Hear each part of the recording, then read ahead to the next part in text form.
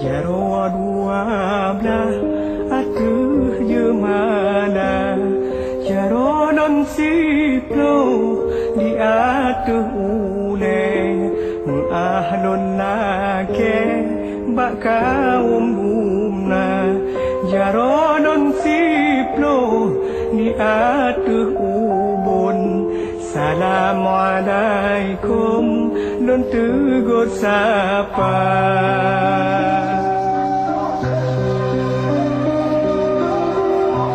Jaro non siplo beot si kurung syarat unon kun tanda mulia Jaro si kurung non beot lapan dengan to timpan ngon ato kaya Jaro non lapan non beot uyo ranu pelambung ko non yo kegata